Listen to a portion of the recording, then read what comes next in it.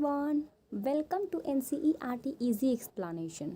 तो आज की इस वीडियो में हम यूनिट ह्यूमन फिजियोलॉजी का बहुत ही important chapter that is excretory product और उसका एलिमिनेशन किस तरह से होता है इसके बारे में डिटेल में समझेंगे।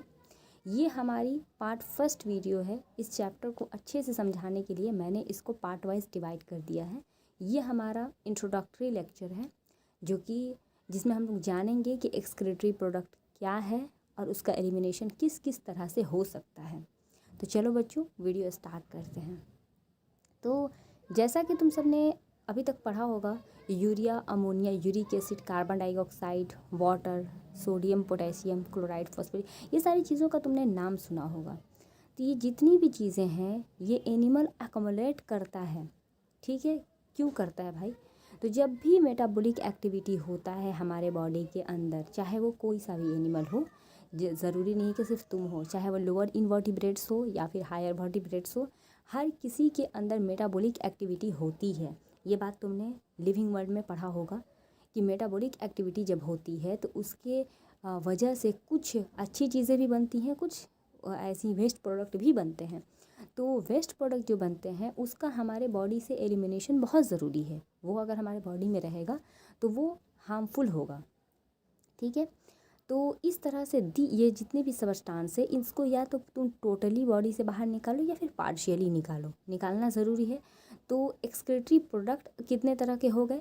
तो यहाँ पे कुछ एग्जांपल्स हैं, जैसे ammonia, urea, uric acid, CO2, water, ये जितने भी हैं ये सारे के सारे एक्सक्रीटरी प्रोडक्ट के अंदर आते हैं। ठीक है, इसके बाद इसको या तो आप पार्शियली एलिमिनेट करो या फिर टोटली निकाल दो। इस चैप्टर में हम लोग क्या करेंगे कि हम लोग मैकेनिज़्म समझेंगे कि एलिमिनेशन किस तरह से होता है। We will learn mechanism of elimination of this substance with special emphasis. किस तरह से होता है वही हम लोग जानेंगे। ठीक है, बेसिकली हम लोग इस चैप्टर में नाइट्रोजिनस वेस्ट का एलिमिनेशन किस तरह से होता है वो समझेंगे। तो पहली बात याद रखना कि जितने भी एक्सक्रीटरी प्रोडक्ट ये सारे के सारे एक्सक्रीटरी प्रोडक्ट के अंदर आते हैं। दूसरा, हम लोग इस चैप्टर में नाइट्रोजिनस वेस्ट के नाइट्रोजिनस वेस्ट जो है उसका एलिमिनेशन किस तरह से होता है हम लोग इसको समझेंगे। देखो बच्चों, 3 तरह के बेसिकली जो नाइट्रोजिनस वेस्ट हैं उसको हम लोग इस लेवल पे समझेंगे। पहला, तुमने अमोनिया का नाम सुना होगा जो कि बहुत ज़्यादा टॉक्सिक होता है। दूसरा नंबर पे आता है यूरिया और तीसरे नंबर पे आता है यूरिक एसिड। जितने भी हैं ये सारे के सारे नाइट्रोजिनस वेस्ट होते हैं। अमोनिया जो होता है वो बहुत ज़्यादा टॉक्सिक होता है। तो जाहिर सी बात है, जब ज़्यादा टॉक्सिक है तो ये बॉडी में तो इसको रख नहीं सकते हैं, तो इसको बॉडी से बाहर तो पहले निकालना पड़ेगा। तो required large amount of water, इसको वापस बाहर निकालने के लिए ज़्यादा पानी की ज़रूरत पड़ेगी। फॉर एग्ज़ाम्पल, इसको यहाँ पर मैं एक समझाने के लिए मैं एक एग्ज़ाम्पल तुम लोग को दे रही हूँ कि कोई दवा है जो कि बहुत कड़वी है लेकिन उसको तुमको खाना ज़रूरी है। तो क्या करोगे? ज़्यादा से ज़्यादा उसको दवा मुंह में डालते ही ज़्यादा से ज़्यादा पानी तुम पियोगे ताकि वो जल्दी से तुम्हारे पेट में चला जाए, ताकि उसका एहसास तुमको नहीं हो। सेम उसी तरह अमोनिया हमारे बॉडी के लिए या फिर किसी भी एनिमल के लिए बहुत ज़्यादा हार्मफुल है, तो उसको निकालने के लिए ज़्यादा पानी की ज़रूरत पड़ेगी। तो ये यहाँ पे क्लियर हो गया। दूसरी चीज़, जो यूरिक एसिड होता है वो सबसे कम टॉक्सिक होता है इन तीनों में। यानी कि अगर हम बात करें अमोनिया की, यूरिया की और यूरिक एसिड की, तो सबसे ज़्यादा टॉक्सिक अमोनिया होता है, उसके बाद यूरिया होता है, लास्टली यूरिक एसिड होता है। यूरिक एसिड लिस्ट टॉक्सिक होता है। ठीक है, तो जाहिर सी बात है लिस्ट टॉक्सिक है तो कम से कम इसको पानी की ज़रूरत पड़ेगी इसके रिमूवल के लिए। पहली बात क्लियर होगी। अब चलो दूसरे पैरा में क्या बोल रहा है वो समझेंगे। तो देखो बच्चों, 3 चीज़ें हम लोगों ने पढ़ा। अमोनिया देखा, यूरिया देखा और यूरिक एसिड देखा। बॉडी से जब अमोनिया को बाहर निकालते हैं, एलिमिनेट करते हैं, तो इस प्रोसेस को कहते हैं अमोनोटेलिक। यानी कि जो एनिमल अमोनिया को बाहर निकाले उसको बोलेंगे अमोनोटेलिक। जो एनिमल यूरिया को बॉडी से बाहर निकाले, यानी कि एक्सक्रीटरी प्रोडक्ट उसके अंदर बेसिकली यूरिया हो, तो उसको बोलेंगे यूरियोटेलिक। और जो एनिमल यूरिक एसिड को अपने बॉडी से बाहर निकाले इन the form of excretory product, उसको बोलेंगे यूरिकोटेलिक। यहाँ पे 2 बातें याद रखना, यूरियोटेलिक और यूरिकोटेलिक दोनों बहुत ही एक जैसा लग रहा है, लेकिन कैसे पहचानोगे?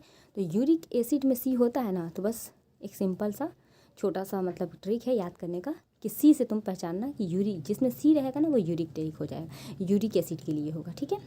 अब देखो दूसरी बात याद रखना है कि कौन कौन से ऐसे एनिमल हैं जो अमोनिया को अपने बॉडी से बाहर निकालते हैं। तो देखो the process of excreting ammonia is called ammonotelism, ठीक है। जैसे कि बोनी फिश हो गया, एक्वाटिक एम्फीबियंस और एक्वाटिक इंसेक्ट, ये तीनों अमोनोटेलिक के अंदर आते हैं, ठीक है। अमोनिया जो है बहुत ज़्यादा सॉल्युबल होता है पानी के अंदर, इसलिए उसको डिफ्यूज़न के थ्रू वो बॉडी से बाहर निकलता है, ठीक है। दूसरा चीज़, किडनी जो होता है वो किसी तरह का कोई रोल प्ले नहीं करता है इन एनिमल के अंदर। अब आते हैं टेरेस्ट्रियल एडेप्टेशन, यानी कि टेरेस्ट्रियल एडेप्टेशन की अगर हम बात करें तो जाहिर सी बात है वहाँ पे पानी तो कम है, तो पानी कम है तो क्या रहेगा, या तो यूरिया रहेगा नहीं तो यूरिक एसिड रहेगा, ठीक है। तो मैमल हो गया, एनिमल मतलब टेरेस्ट्रियल एम्फीबियंस या फिर मेरीन फिश, ये तीनों जो होते हैं वो यूरियोटेरिक होते हैं, यानी कि यूरिया उसके अंदर एक्सक्रीटरी प्रोडक्ट होगा। लास्टली उससे पहले कि जो ammonia produce by metabolism is converted into urea, होता क्या है, तुम्हारा सवाल उठ सकता है तुम्हारे मन में कि क्या इन एनिमल्स में, यानी कि मैमल में या फिर टेरेस्ट्रियल एम्फीबियंस जो होते हैं या फिर मेरीन फिश होते हैं, तो क्या इन लोगों में अमोनिया नहीं बनता है? बनता है बच्चों, इन लोगों में भी अमोनिया बनता है, लेकिन अमोनिया प्रोड्यूस बाय मेटाबॉलिज्म से जो अमोनिया बनता है वो कन्वर्ट कर दिया जाता है यूरिया में, लीवर के अंदर, ठीक है। उसको वापस से यूरिया में कन्वर्ट किया जाता है और यूरिया को बॉडी से बाहर निकाला जाता है, ठीक है, तो बनता है। और into the blood some amount of urea may be retain in the kidney matrix for some of this animals maintain, मतलब कि ऑस्मोलरिटी को मेंटेन करने के लिए कुछ यूरिया को बॉडी के अंदर स्टोर भी किया जाता है। तीसरा है reptiles, birds and land snail, ये और इंसेक्ट, ये जितने भी हैं ये सब के सब यूरिक एसिड का एक्सक्रीशन करते हैं। कैसे करते हैं? In the form of pellet या फिर पेस्ट, मतलब कि तुमने बर्ड वगैरह हुआ, चिड़िया हुई या फिर रेप्टाइल या फिर ये सारे चीज अगर तुमने देखा है ना बर्ड्स वगैरह को, तो उन लोग का जो एक्सक्रीटरी प्रोडक्ट होता है वो देखना गाढ़ा होता है, या तो पेस्ट की तरह होगा, नहीं तो बहुत उसमें पानी का अमाउंट बहुत ही कम होता है, तो या तो पेलेट के रूप में रहेगा नहीं तो पेस्ट के रूप में रहेगा, ठीक है। ये इंपॉर्टेंट टर्म है पेलेट एंड पेस्ट, इसमें पानी बहुत ही कम होता है और ऐसे एनिमल्स यूरिकोटेलिक कहलाते हैं। तो ये था कि किस किस तरह से एलिमिनेशन हो सकता है। अब चलो कुछ इंपॉर्टेंट पॉइंट्स यहाँ पे वो देखते हैं कि a survey of animal kingdom present a variety of excretory structure. जब हम लोग एनिमल किंगडम पढ़ रहे थे तो हम लोगों ने देखा था कि बहुत तरह के एक्सक्रीटरी स्ट्रक्चर प्रेजेंट है। याद करो जब मैंने तुम लोगों को टीनोफोरा पढ़ाया था तो वहाँ पे कुछ और बात बताई थी। जब मैंने सबसे पहले प्लेटीहेल्मिन्थ पढ़ाया था तो मैंने बताया था कि वहाँ पे फ्लेम सेल्स आया था जो कि एक्सक्रीशन का काम कर रहा था। जब हम लोग एनेलिडा में पहुँचे थे तो वहाँ पे मैंने नेफ्रीडिया के बारे में बताया था। तो अलग अलग एनिमल्स में जैसे जैसे इवोल्यूशन हुआ ना बच्चों, वैसे वैसे एक्सक्रीटरी सिस्टम भी इवॉल्व किया। तो वही चीज़ यहाँ पे मेंशन है कि इन मोस्ट ऑफ इनवर्टिब्रेट्स, ज़्यादातर इनवर्टिब्रेट्स में क्या होता है कि दिस स्ट्रक्चर है सिंपल ट्यूबुलर फॉर्म, जबकि जो वर्टिब्रेट्स होते हैं उसके अंदर कॉम्प्लेक्स ट्यूबुलर फॉर्म होता है, जैसे कि किडनी। तो हम लोगों में वर्टिब्रेट्स के अंदर किडनी बहुत इंपॉर्टेंट है, जबकि इनवर्टिब्रेट्स के अंदर सिंपल एक ट्यूब लाइक स्ट्रक्चर है, वही एक्सक्रीशन का काम कर रहा है। Some of this structure are mentioned here, कुछ स्ट्रक्चर है जिसको यहाँ पे मेंशन किया गया है, जैसे कि प्रोटोनेफ्रीडिया। प्रो का मतलब पहले, नेफ्रीडिया से पहले। तो नेफ्रीडिया कब आया था? बाद में आया था ना, प्लेटीहेल्मिन्थ से पहले तो प्लेटीहेल्मिन्थ के बाद में ना इसके हेल्मिन्थ आया। तो प्लेटीहेल्मिन्थ में क्या आया? नेफ्रीडिया, ठीक है। तो फ्लेम सेल्स हुआ, नेफ्रीडिया हुआ, ये सारी किस में पाया गया? प्लेटीहेल्मिन्थ में। इसके अलावा सम एनेलिड्स एंड सिफेलोकॉर्डेट, जैसे कि सिफेलोकॉर्डेट्स में कौन है? एम्फिऑक्सस है।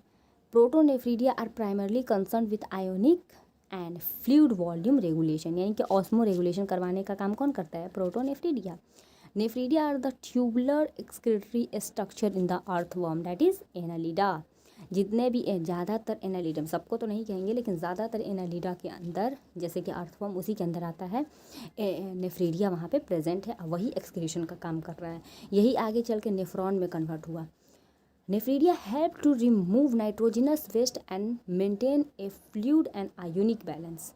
उसके अलावा क्या नेफ्रीडिया क्या क्या कर रहा था? तो वो नाइट्रोजिनस वेस्ट को भी मतलब मेंटेन कर रहा था, साथ ही साथ फ्लूइड बैलेंस यानी कि ऑस्मो रेगुलेशन का भी काम कर रहा था।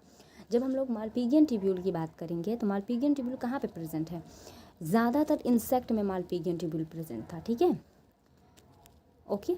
जैसे कि कॉकरोच वगैरह में। Malpighian tubule help in the removal of nitrogenous waste, वो नाइट्रोजन वेस्ट के रिमूवल में भी हेल्प कर रहा है। साथ ही साथ ऑस्मो रेगुलेशन, सिंपल सी बात है भाई, जो काम हम लोगों के अंदर किडनी कर रहा है वही काम उन लोगों के अंदर मार्पिगियन ट्यूब्यूल कर रहा है, चाहे नेफ्रीडिया कर रहा है। तो किडनी का क्या काम होता है? रेगुलेशन भी करना, यानी कि वाटर ऑस्मो रेगुलेशन भी करना, साथ ही साथ एक्सक्रीटरी जितने प्रोडक्ट है तो उसको भी रिमूव करवाना। तो ये दोनों काम वो भी करता है। फिर एंटीनल ग्लैंड या फिर इसको हम लोग ग्रीन ग्लैंड, ये इंपॉर्टेंट है बच्चों, इसको मैं मार्क कर रही हूँ क्योंकि यहाँ से क्वेश्चन आया हुआ है पिछली बार, मतलब कि प्रीवियस ईयर में आया हुआ है और बहुत ही इंपॉर्टेंट पॉइंट है। एंटीनल ग्लैंड या फिर ग्रीन ग्लैंड जो कि परफॉर्म करता है एक्सक्रीटरी फंक्शन इन क्रस्टेशियन, जैसे कि प्रॉन में क्या करता है, तो यही होता है। तो ये था बच्चों इंट्रोडक्शन, एक छोटा सा इंट्रोडक्शन वीडियो था from the chapter excretory product and its elimination. मिलते हैं पार्ट सेकंड वीडियो में, that is going to be human excretory system. Video अच्छे लगे तो like share and subscribe. Thank you.